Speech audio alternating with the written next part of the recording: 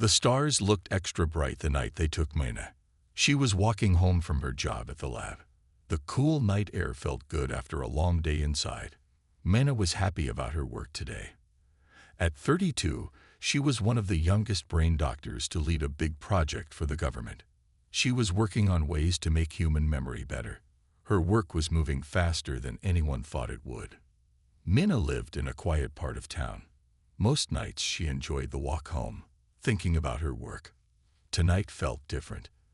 The air seemed to hold its breath. The street was too quiet. The blue light came without warning. It stopped Mina in the middle of a step. Her body felt light, like she was in water. The ground moved away from her feet. Fear grabbed her chest as she tried to scream. No sound came out. The last thing she saw was her neighborhood turning into tiny boxes of light below her. Then everything went black. When Mina woke up, she was lying on something cold and hard. The air smelled clean like a hospital, but with something strange. A sweet metal smell she had never known before. As her eyes started to work again, she saw them for the first time. They were tall and thin with skin like blue-silver water that seemed to move in the strange light. Their eyes were big and fully black. Their faces showed no feelings at all. "Subject is awake," one of them said. Its mouth didn't move. The words just appeared in Mina's mind. "Begin data taking process." Another one came close with what looked like a see-through helmet. Mina tried to move her arms and legs, but they wouldn't listen to her brain. As they put the device over her head, she understood with horror what they wanted. Not her body, but what was in her mind. Her research, her ideas, the breakthrough that could change how human minds work. "Please," she whispered, finding her voice at last. "I don't understand. Who are you?" The beam tilted its head a little. "We are the collectors. Your kind has reached an important point in growth. We need your data." The helmet started to make a soft humming sound. Mina closed her eyes. She did the only thing she could think of. She focused on her memories. Not her research, but what it meant to be human. Cold fingers seemed to move through her thoughts. The collectors took memory after memory from her mind. They were very organized, looking mostly at her research data. What they didn't know was that Mina was fighting back in the only way she could. For every science memory they took, she pushed forward a different kind of data, her mother teaching her to make food from home. How proud she felt when her little brother Tai finished school. The sadness when her first love ended. The joy when her research first showed good results. "Subject is showing strange patterns," one collector said, its voice in her mind sounding confused. "Brain paths are changing on their own." Another collector moved closer, its long fingers moving controls on a panel nearby. "Increase taking strength." The cold in Mina's mind got stronger, but so did her fight. She filled her thoughts with memories of music, art, books, everything that made humans more than just information. When they pulled at her memory research, she gave them the memory of watching her grandmother slowly forget everyone because of brain sickness, which had started her work in the first place. As the helmet kept working, Mina felt tired but strong inside. She had given them data, but not the kind they wanted, and she was just beginning to fight back. After the first data taking, the collectors put Mina in a small room. It had a bed, a table, and not much else. The walls glowed with a soft blue light. There was no door that she could see. She was tired, but her mind was still sharp. "I need to find a way out," she said to herself. Mina checked every inch of the walls. She pushed and pulled, looking for any weak spot. Nothing worked. The room seemed to have no openings at all. She sat on the bed, trying to think. That's when she heard it. A small tapping sound from the wall behind her. Mina put her ear against the cool surface. The tapping came again, in a pattern. 3 quick taps, pause, 2 slow taps. Mina knocked back the same pattern. The response was quick. 4 fast taps. "Someone else is here," she whispered. For the next hour, Mina and the unknown person worked out a simple code. Tap once for yes, twice for no. Then they used the number of taps to stand for letters. 1 tap for A, 2 for B, and so on. It was slow, but Minna learned that her neighbor was named Jun, a computer expert who had been taken 3 months ago. He told her there were many humans here, all with special skills or knowledge. The next day, 2 collectors came for Minna. They took her to the data room again. This time, she was ready. As they put the helmet on her head, she focused on memories of working together with others, times when humans solved big problems by sharing ideas. Subject continues to show resistance, one collector said. Data is still mixed with emotional content. Increase the separation power, said the other. The process hurt more this time. It felt like ice picks digging into her thoughts. Minna almost gave up, but then she remembered Jun tapping on the wall. She wasn't alone here. After the session, they took her to a new room, bigger, with a large clear window showing a hallway. Through it, she could see other rooms with people inside. Some looked scared. Others seemed empty inside, like they had given up. A door she hadn't noticed slid open. A small man with kind eyes walked in. He looked tired but not broken. You must be Minna, he said quietly. I'm June. They've put us together because they think we've been, what did they call it, properly processed. They do this sometimes, put 2 or 3 of us together to see how we interact. Minna's eyes opened wide.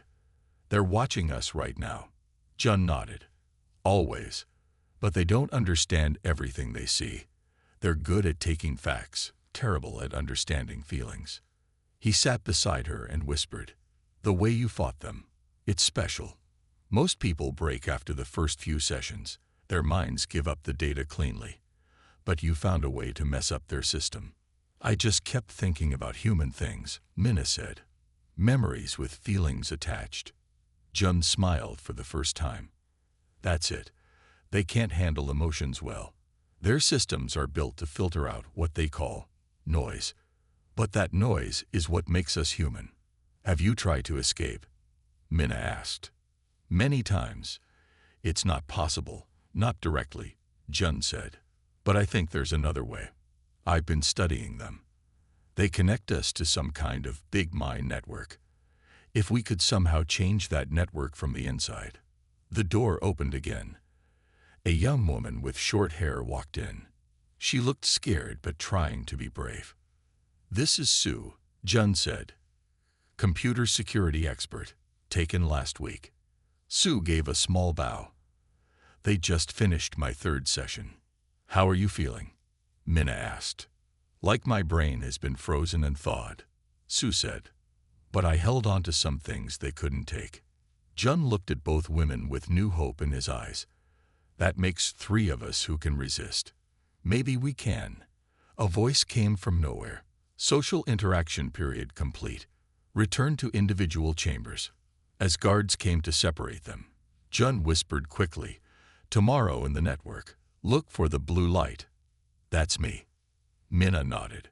She had found allies. And maybe, just maybe, a way to fight back. The next day, the collectors took Minna to a new room. This one was much bigger than the others. It was filled with rows of clear pods hanging from the ceiling. Inside each pod, Minna could see a person floating in a blue liquid. Some were human. Others looked very different. What is this place? Minna asked, her voice shaking a little. The connection chamber, said the collector beside her. Here, all minds join the network. They led her to an empty pod. Inside was something like a chair made of soft white material. They made her sit in it. Wires with small cups on the ends came out of the chair and stuck to her head. Begin connection process, said the lead collector. The pod closed around Minna. Blue liquid began to fill it slowly. She wanted to panic, but strangely, she found she could still breathe even as the liquid covered her face. Then it happened.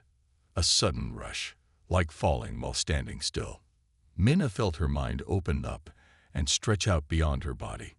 She was still herself, but also connected to something much bigger. She could feel other minds all around her. Hundreds, maybe thousands of them. Most felt strange and alien, but some felt human, and one had a familiar feeling. It glowed with a soft blue light, just as Jun had promised. Minna focused on that blue light. As she did, she felt her thoughts moving toward it. It was like walking down a path inside her own mind. Minna, is that you? The thought didn't come as words exactly, but she understood it perfectly. Jun, I found you. Good. I wasn't sure it would work for you so quickly. Most people take days to learn how to move in the network. Minna could feel his surprise and happiness. It was strange. In the real world, she had only met him briefly, but here in the mind network, she felt like she knew him well. What is this place? She asked. It's their data system. They connect all the minds they collect to this network. They pull information from us and store it here.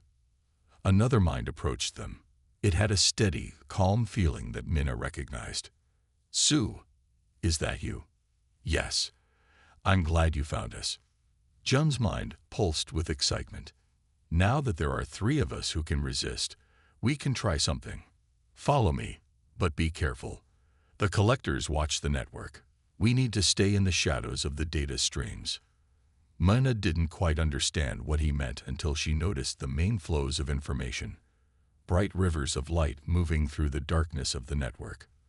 By staying in the dim areas between them, they could move without being easily seen. Jun led them through the network. As they traveled, Minna began to understand the structure. The collectors had built a huge system with many levels. The human minds were kept in the outer rings, where their knowledge could be taken as needed. At the center was something huge and bright, the combined mind of all the collectors. That's their main consciousness, Jun explained. They're not really separate beings. They're all connected, all the time. If they're all connected, why do they seem so empty? Minna asked. They take our knowledge but don't understand it. Sue's mind flickered thoughtfully. I think they filtered something out long ago. They take facts but leave behind the feelings that give those facts meaning. They moved deeper into the network. Jun showed them hidden corners where a few other minds had found ways to resist. A musician named Da, who confused the collectors with music they couldn't understand. An old teacher named Hannah, who had protected her memories by turning them into stories. We're building a resistance, Jun said, but we need something more to break their hold on us. Minna thought about how she had fought the data taking by mixing her memories with emotions. I think I know what we need, she said. The collectors can't handle emotions well. Their systems filter them out. But what if we could find a way to give them so much emotion that their filters break down? Jun's mind brightened. That might work. But how? I'm not sure yet, Minna said. But I think it has to do with hope. When they were taking my data, the memories they had the hardest time with were the ones filled with hope. Sue joined in. Hope is powerful. It's about the future, about possibility. Maybe the collectors have forgotten how to hope. A sudden ripple passed through the network. The collectors were checking the connections. We need to go back, Jun warned. They'll notice if we stay away too long. As they rushed back to their proper places in the network, Minna felt something she hadn't felt since her capture. Hope. Real hope. They weren't just prisoners anymore. They were the start of something new. And the collectors had no idea what was coming. Over the next few days, Minna spent more time in the mind network. Each time, she got better at moving around without the collectors noticing her. She learned how to hide her thoughts and watch the collectors without them seeing her. Jun showed her how to find safe places in the network, gaps between data streams where they could talk freely. Their group was growing. Besides Minna, Jun, and Sue, they had found 8 more people who could resist the collectors. We need to understand them better, Minna said during one of their secret meetings. If we're going to fight back, we need to know how they think. Hannah, the old teacher, agreed. I've been watching them for months. They don't feel things the way we do. They only care about collecting knowledge. But why? Asked Da, the musician. What do they do with all the knowledge they take? No one had an answer. Until today. Minna had discovered something new in the network, a path that none of the others had found before. It led deeper into the system, past the central collector mind, to something ancient and hidden. I'm going to follow it, she told the others. It's too dangerous, Jun warned. If they catch you there.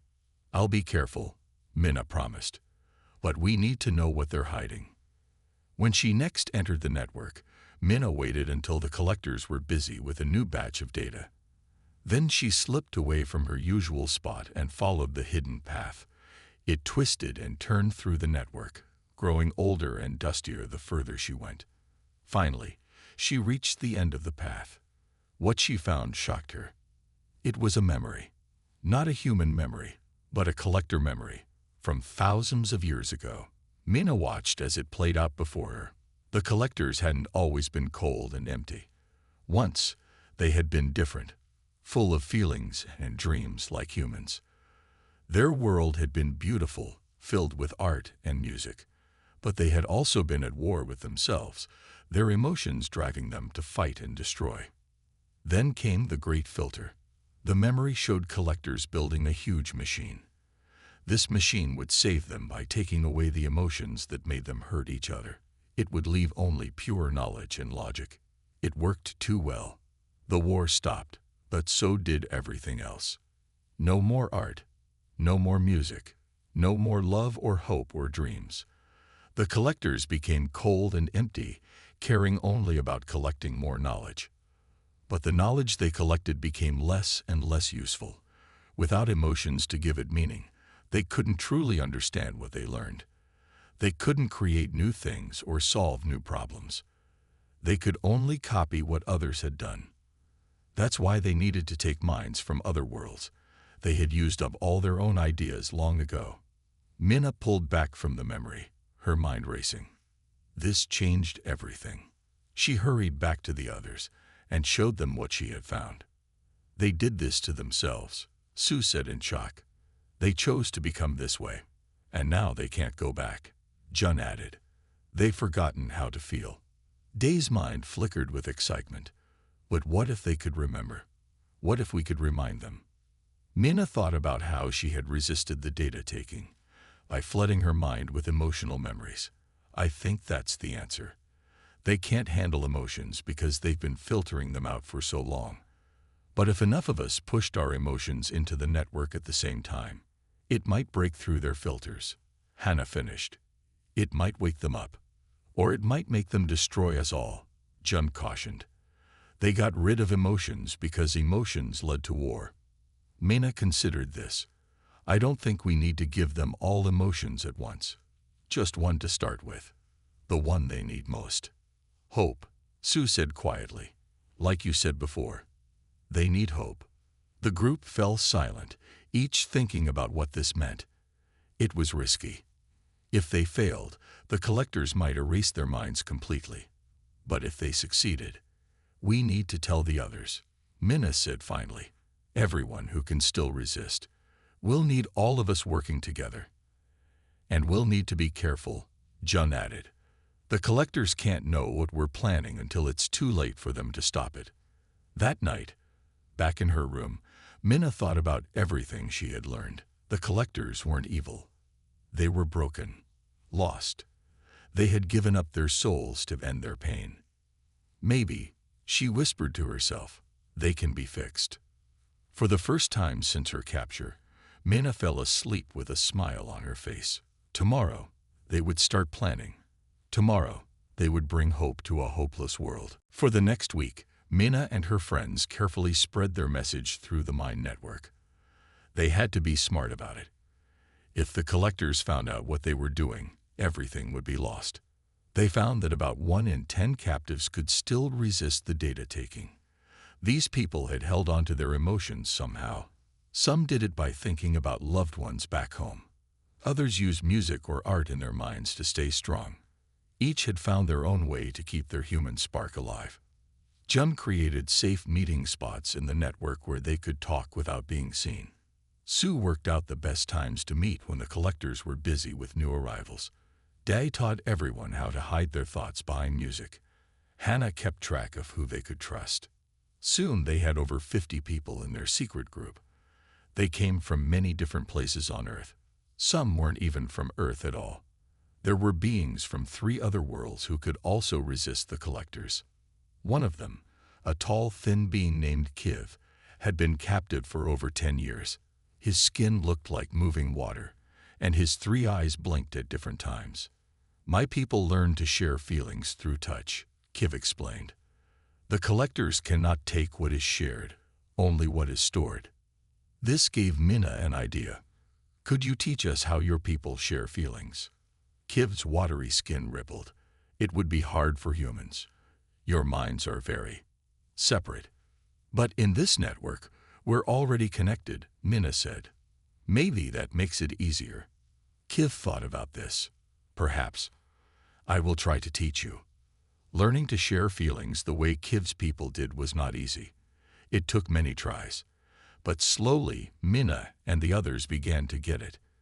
They learned to push their emotions out, not just as memories, but as pure feelings that could flow from one mind to another. This is how we'll do it, Minna told the group when they all met again. We'll share our hope, not just remember it, but actually share it so it can flow through the network. But when? Asked June. And how do we make sure the collectors feel it? Minna had been thinking about this problem. During her time in the extraction chamber, she had noticed something important. The collectors have a pattern, she explained. Every 3 days, they do what they call a full system sync. All their minds connect more deeply to organize the new data they've taken. That's when their filters will be most open. And also when they'll be paying the most attention, Jun warned. Yes, Minna agreed. It's risky, but it's our best chance. When they sync, we push our hope into the network all at once. Sue had been quiet, thinking hard. Now she spoke up. We'll need to start small. Just a drop of hope at first. Too much at once might make them shut down completely. Like turning on a light slowly for someone who has been in the dark for a long time, Hannah added. They worked out all the details. Each person would focus on one strong memory of hope. Not just any hope, but hope that came after struggle. Hope that showed a better way forward. Minna would use her memory of her grandmother's brief moment of clarity after months of confusion. Jun chose the day he saw his daughter take her first steps after doctors said she might never walk. Sue picked the moment she fixed a computer system everyone thought was dead, saving years of work. Each memory was different, but all shared the same feeling. That moment when something good happens after you thought all was lost. The next sync is in 2 days, Minna told the group. Everyone needs to practice sharing their hope memory. And remember, start small. We don't want to break the collectors. Just wake them up a little. After the meeting, Minna and Jun stayed behind in their private corner of the network. Do you think it will work? Jun asked. I don't know, Minna admitted. But even if it doesn't, we've done something important here. We've found each other. We've remembered what makes us human. Jun's mind glowed with warm light. You've given us all hope, Minna. No matter what happens with the collectors, you did that. Minna felt a wave of feeling from him. Respect, trust, and something more. Something that felt like the start of a new connection. Back in her room, Minna sat on her bed, thinking about everything that had happened. From the night she was taken to now, planning a way to change the very beings who had captured her. We're coming for you, she whispered, looking up at the ceiling where she knew the collectors were. Not to destroy you, to save you.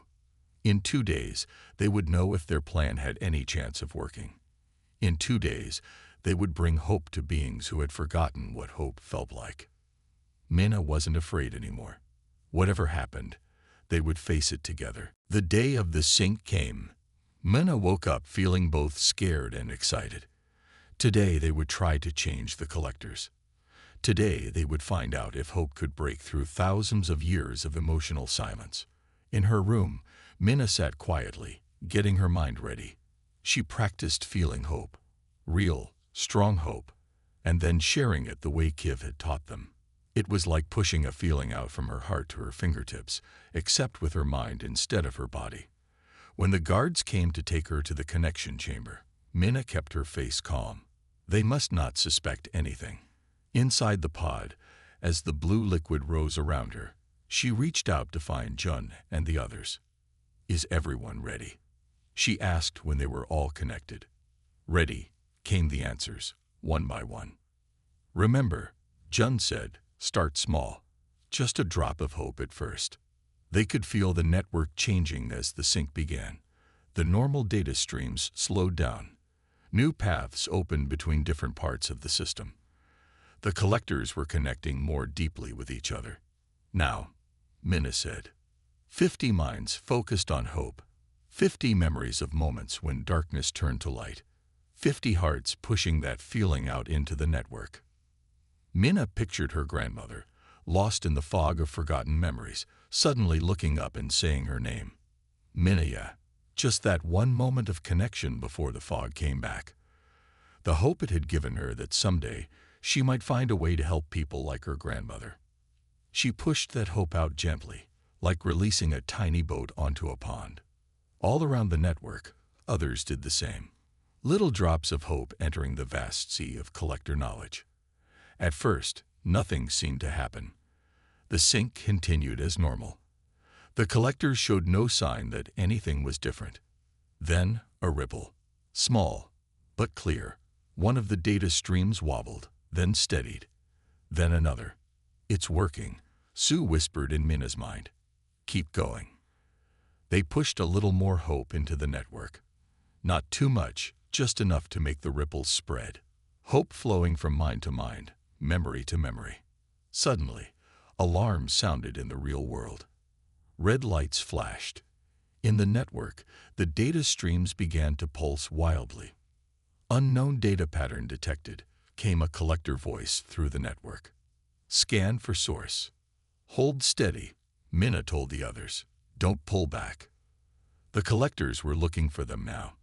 Minna could feel their attention moving through the network, searching for anything unusual. "Hide in the music," Dare reminded everyone. They tucked their minds behind mental songs, a trick Dare had taught them. The collectors passed by, not seeing them. But the hope they had released was still moving through the system. It was touching parts of the network that had been closed for centuries. Then, something unexpected happened. From deep in the center of the collector mind, a response came. Not a defense, not an attack. A question. "What is this?" The voice was different from any collector voice they had heard before. It sounded confused, almost alive.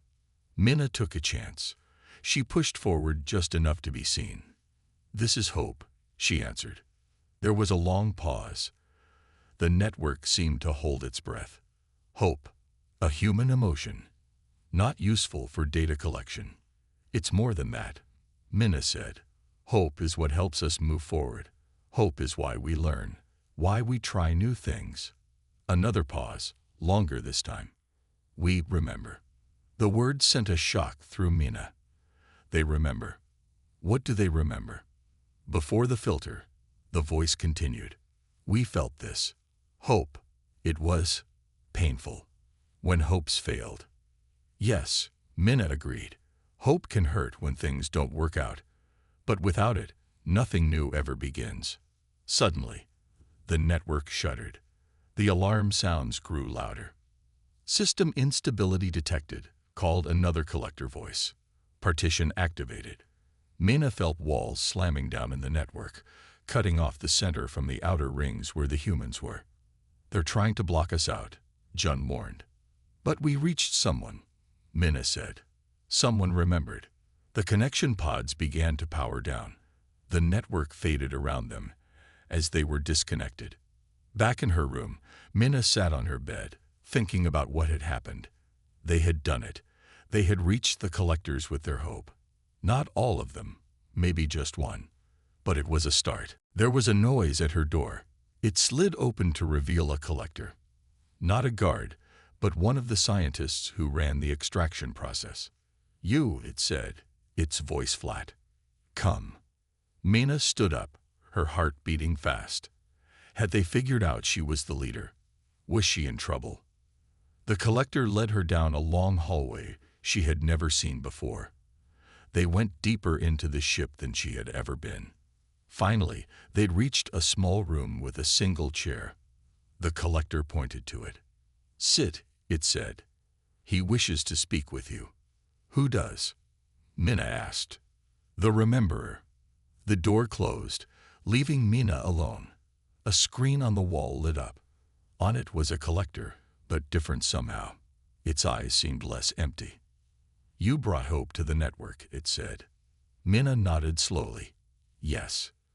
"Why?" "Because everyone needs hope," Minna said simply. "Even you." The collector studied her for a long time. "We have forgotten many things," it said finally. "Perhaps it is time to remember." The room was quiet as Minna faced the collector on the screen. This one called himself the Rememberer. His eyes seemed different from the others. There was something alive in them. "You are not what we expected," the Rememberer said after a long silence. "What did you expect?" Minna asked. "Data, knowledge, facts." The Rememberer's voice had a new sound to it, almost like feeling. "Not this other thing. This hope. Hope is part of who we are," Minna explained. "It's part of how we learn and grow. Without hope, knowledge has no purpose." The Rememberer's head tilted slightly. "Purpose, yes. We had that once, before the filter." "What happened?" Minna asked gently. "Why did your people create the filter?" The Rememberer's image flickered as if the question caused him pain. "War. Endless war. Our emotions drove us to destroy each other.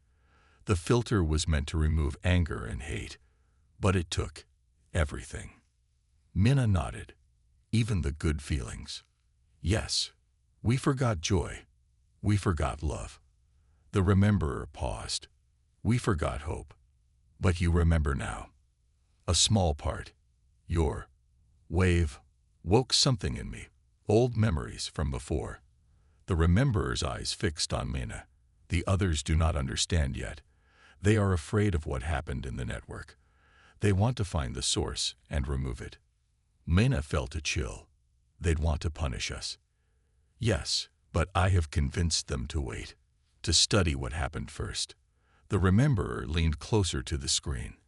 "I need your help, Minna Park." Minna was surprised he knew her name. "How can I help?" "Teach me more about hope. Show me why it matters." Minna thought carefully about her answer. This was important. Hope isn't just a feeling. It's what drives us forward when things are hard. It's why we keep trying even when we fail. But failure is painful. "Yes," Minna agreed. "But the pain teaches us. It helps us do better next time." The Rememberer was quiet again, thinking.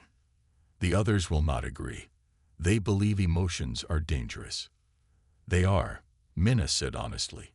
"But they're also necessary. Without them, you're just collecting, not living." Something changed in the Rememberer's face. "Living. Yes. We have forgotten that too." Suddenly, a sound like an alarm came from somewhere off-screen.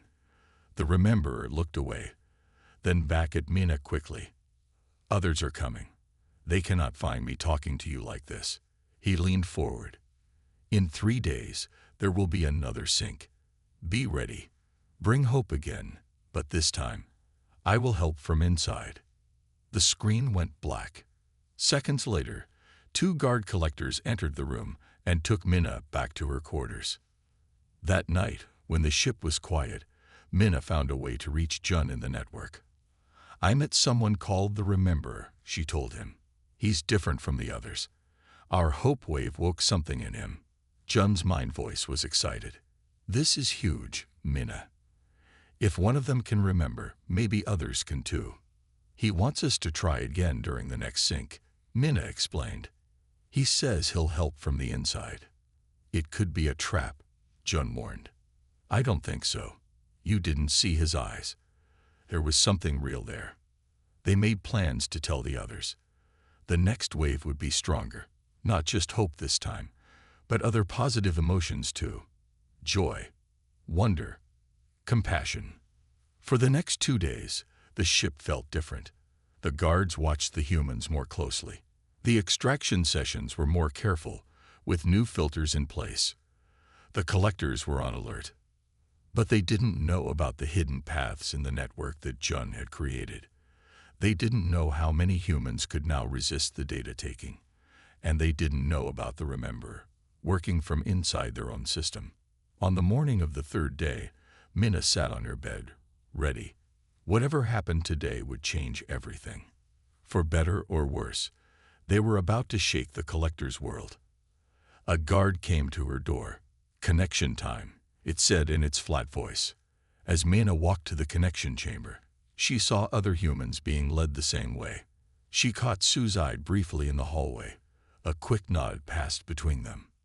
In the pod, as the blue liquid rose around her, Minna thought about her family back on Earth. About her grandmother, who had inspired her work. About all the people the collectors had taken over the years. "We're going to wake them up," she promised silently. "We're going to remind them what it means to be alive." The network opened around her. Jun and the others were waiting. And somewhere at the center, the Rememberer was waiting too. It was time to bring hope to a hopeless world. The day of the second sync arrived. Throughout the ship, humans and other captured beings prepared themselves. Their group had grown even larger. Through quiet whispers in the halls and secret meetings in the network, they had gathered nearly 100 minds who could resist the collectors. This time would be different. This time, they had help from inside. As Minna entered her connection pod, she felt strangely calm. Whatever happened today would change everything. Either they would wake up more collectors, or the collectors would find a way to stop them for good. The blue liquid rose around her. The network opened, and she found her friends waiting. "Everyone ready?" she asked. "Ready," came the answers, one after another. "Remember," Jun cautioned, "start slowly, just like last time. But be ready to push harder when the Rememberer gives us the signal." They could feel the sync beginning. Data streams slowed and widened. New paths opened between different parts of the system. "Now," Minna said. They began just as before, releasing small drops of hope into the network. But this time, they added other feelings too. Joy, wonder, compassion. The feeling of seeing something beautiful for the first time. The warm feeling of helping someone who needs it. At first, the network seemed normal. No alarms, no ripples. Minna began to worry. Had the collectors found a way to block them? Then she felt it. A new path opening, one that hadn't been there before. It led straight to the center of the collector mind. "The Rememberer," she whispered. "He's giving us a way in." "Should we take it?" Sue asked. "It still might be a trap." "We have to try," Minna decided. "Follow me, but be careful." She led them down the new path. As they moved deeper into the network, she could feel the resistance of other collectors trying to close the path behind them. But the Rememberer was keeping it open. Finally, they'd reached the center. Here was the joined mind of all the collectors, the place where they stored their most important knowledge. And in the middle of it all stood the Rememberer, his mind glowing with a light the others didn't have. "You came," he said. "Good. We don't have much time. The others know something is happening. They're trying to shut me out." "What do we do?" Minna asked. "Release your emotions here, at the center. All of them. As strongly as you can.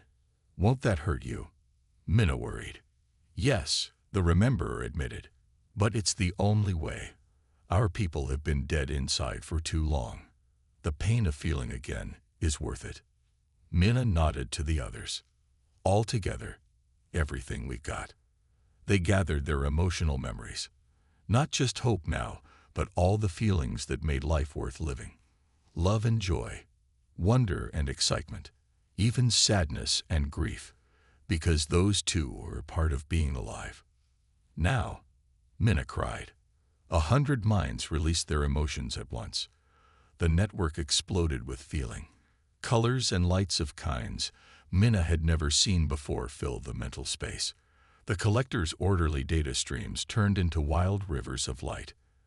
At the center of it all, the Rememberer's mind expanded, taking in everything they offered. Pain crossed his mental face, but also joy. His light grew brighter and brighter, until Mina had to shield her thoughts from the glare. All around them, alarms blared. The ship itself seemed to shake. System overload, a mechanical voice announced. Emergency shutdown initiated. They're trying to cut us off, Jun warned.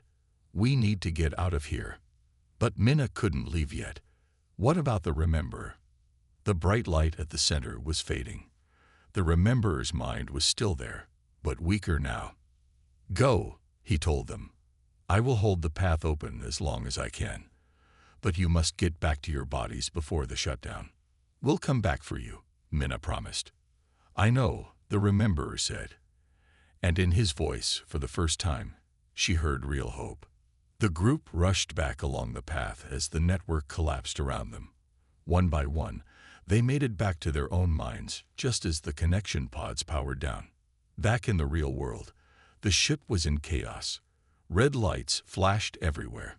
Collectors ran through the halls, their movements no longer smooth and controlled but jerky and confused. Mina's pod opened. She climbed out, her legs shaky. All around her, other humans were doing the same. The guards who usually watched them were gone. What's happening?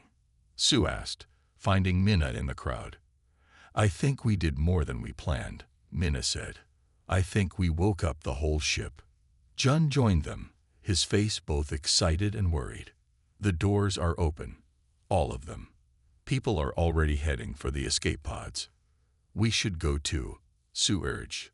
But Minna shook her head. Not yet. I need to find the Rememberer first. He helped us. We can't leave him behind. How will you find him? This ship is huge, Jun argued. Minna thought about it. The same way he found me. I'll follow the hope. She closed her eyes and reached out with her mind. The network was down, but something else remained. A faint trail of feeling, leading deeper into the ship. This way, she said, opening her eyes. As they moved through the halls, they saw more signs of change. Collectors standing still, staring at nothing, like they were feeling things for the first time. Others moving with new purpose, helping confused captives find their way. It's working, Sue whispered in awe. They're waking up. Not all of them, Jun warned, pointing ahead. A group of collectors blocked the hallway. These ones looked angry, a new expression on their usually blank faces. The ones who remember bring danger, one of them said. Stop them. Minna stepped forward. We didn't come to hurt you. We came to help you remember what you lost. Some things should stay forgotten, the collector replied.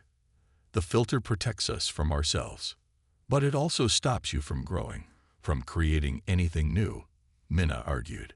That's why you need us. That's why you keep taking people from other worlds. The collectors hesitated. Doubt showed on their faces, another new expression. Then a voice came from behind them. Let them pass. The collectors turned. Behind them stood another collector, older than the rest. His eyes were full of light that the others didn't have. The Rememberer, Minna breathed. He walked forward, his movements stiff but determined. I have seen what they offer, he told the others. It is painful, yes. But it is also beautiful. We have been half alive for too long. One by one, the blocking collectors stepped aside. The Rememberer reached out and took Mina's hand. The first time any collector had touched her gently.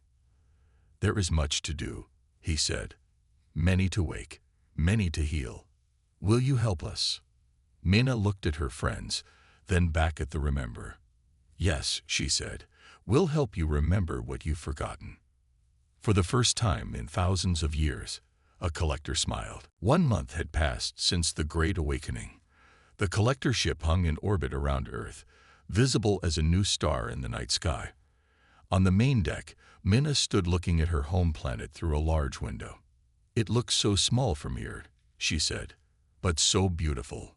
Beside her stood the Rememberer, who now called himself Tai, after hearing the name of Minna's brother. Many of the awakened collectors had chosen new names as part of embracing their new lives with emotions. "Are you ready?" Tai asked. "The Earth leaders are waiting for us." Minna nodded. "As ready as I'll ever be."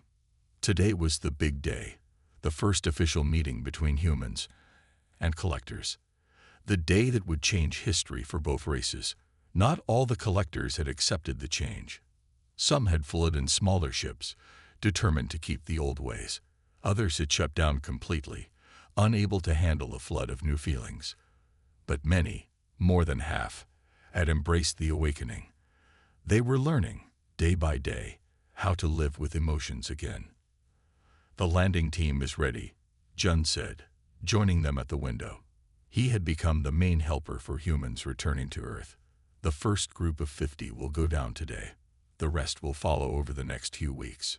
Some humans had chosen to stay on the ship. Scientists, artists, teachers, people who wanted to help the collectors learn and grow. They would be the first members of a new exchange program between the two races. Sue approached, carrying a small metal box. "It's done," she announced. "The data cores are ready." These cores contained all the knowledge the collectors had gathered over thousands of years, now freely given to humanity. Medical cures, clean energy, space travel, but most importantly, the story of the collectors themselves, a warning about the danger of trying to remove emotions. "Remember our agreement," Minna said to Ta. "The knowledge is to be shared with everyone, not just the powerful." "We remember," Tai assured her. His voice now had real feeling in it. "That was my first request to your leaders. Knowledge belongs to all, or it belongs to none." The ship's speakers came to life. "Landing craft prepared. First contact team, please report to Deck 12. Minna took a deep breath. "That's us." The small group walked through the ship's halls. Everywhere, things had changed. The cold metal walls now had paintings on them, art made by humans and collectors working together. Soft music played in some rooms, and the collectors themselves moved differently, with more life and purpose. They reached Deck 12, where the landing craft waited. 20 humans and 5 collectors would make the first official contact with Earth's leaders. Minna, as the one who started it all, would lead the group. "Are you nervous?" Jun asked as they prepared to board. "Terrified," Minna admitted. "What if something goes wrong? What if humans react with fear? What if—" "Hope," Ta said simply. "Remember hope." Minna smiled. "You're right. That's how this all started." The landing craft was small but comfortable. As they strapped themselves in, Minna thought about everything that had happened since that night. She was taken from Earth. She had lost so much, time with her family, her research, her normal life. But she had gained something too. She had changed an entire race. She had brought hope to beings who had forgotten what hope felt like. The craft lifted off from the main ship. Through the window, Minna watched Earth grow larger. Blue oceans, white clouds, green and brown land. Home. "We're entering the atmosphere," the pilot announced. 5 minutes to landing. They were heading for a special landing area set up in a big field near the United Nations building. World leaders from every country would be waiting. News cameras would show this moment to billions of people. "What will you say to them?" Tai asked. "To your people?" Minna had thought about this question for days. What could she possibly say about everything that had happened? "I'll tell them the truth," she said finally. "That we're not alone in the universe. That there are other beings out there with their own stories, their own mistakes, their own hopes, and that by sharing what makes us different and what makes us the same, we can all become more than we were." The craft descended through the clouds. Below them, Minna could see the landing area, surrounded by crowds of people. Flags from every nation flapped in the breeze. 1 minute to landing, the pilot said. Jun reached over and squeezed Minna's hand. "You did it, you know. You saved us all. The humans and the collectors. We all did it," Minna corrected him. "Together." The craft touched down gently on the earth. The door opened, letting in bright sunlight and fresh air, the first real air Minna had breathed in months.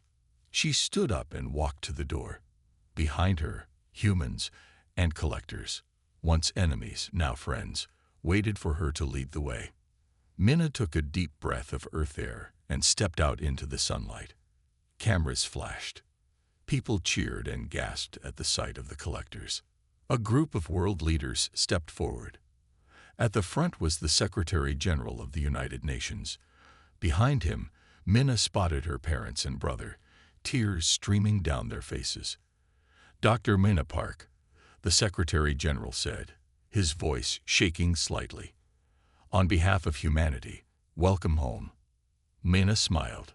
"Thank you, but I didn't come alone." She turned and gestured to Ty and the others to join her. As they stepped into the Earth's sunlight for the first time, their silver-blue skin seemed to glow. "I'd like you to meet my friends," Minna said. "They've come a very long way to be here, and they have much to share with us, just as we have much to share with them." She looked out at the crowd, at the cameras broadcasting this moment around the world, and spoke the words she had been planning. "They took me for my data," she said, "but I gave them hope. And now, together, we can build something new, something better than either of us could create alone." Ta stepped forward, and for the first time in thousands of years, a collector set foot on Earth, not as a taker, but as a friend. The crowd was silent for a moment. Then, slowly, they began to clap. The sound grew louder and louder until it filled the air. Minna looked up at the sky, where the collector ship hung like a new star. Once it had been a place of fear. Now it was a bridge between two worlds.